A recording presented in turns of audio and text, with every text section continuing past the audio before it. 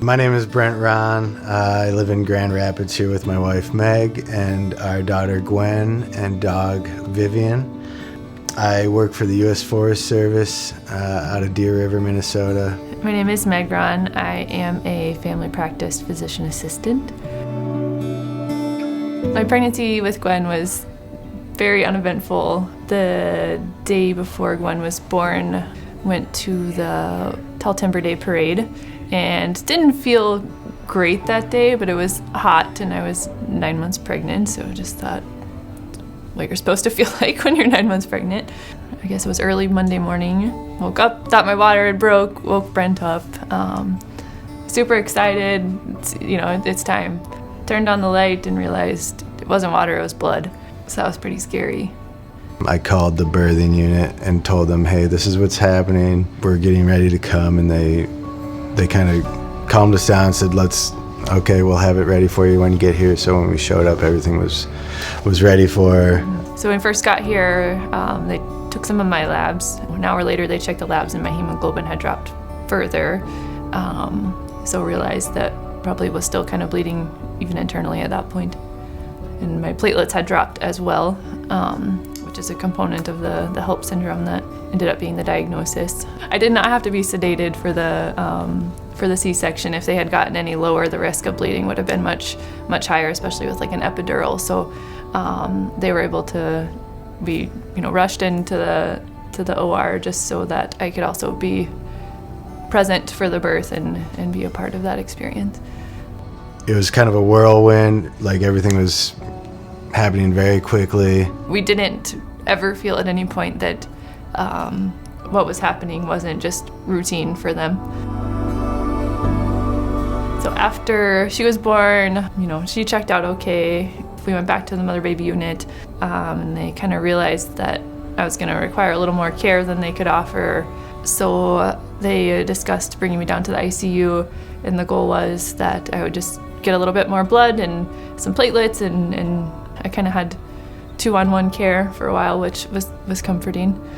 The final lab results came back, and some vitals were showing signs of deterioration on Meg, that a rapid response was called out over the hospital, and I heard the room get called out, and it was Meg's room. And that was probably one of the scariest moments of the day for me, and that's when I really knew that things had taken a turn for the worst. Dr. Byer basically talked to us about having to move to a even higher level of care. Meg was shuttled in a local ambulance to the airport, and she was flown to Minneapolis. I was hit with a hard reality that here I am with a newborn baby by myself, starting to understand the severity of Meg's condition. It was a pretty scary situation. One of the big takeaways for me was how calming everybody was, and comforting and reassuring.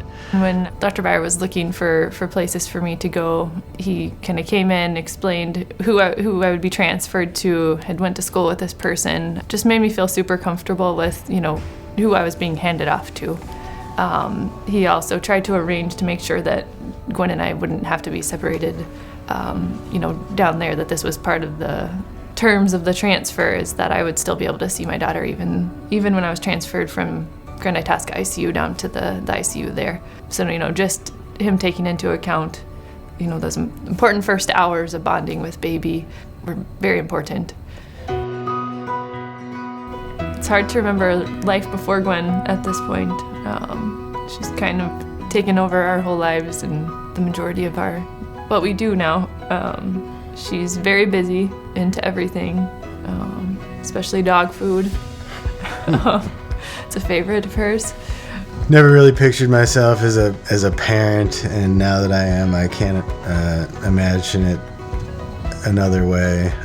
Gwen is one of a kind, super fun to be around.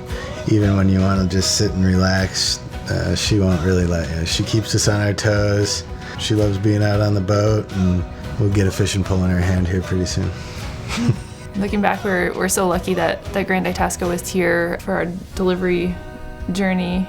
from the moment we woke up early Monday morning to her arriving was less time than it would have taken for us to drive to Duluth. Maybe that would have changed the outcome of what happened. Throughout our stay here, all the staff was so kind and comforting and made us feel like we were the only patients that they were taking care of that day. You know, you just feel like you're really special, you know, even though you're one of the many patients that day that they're caring for.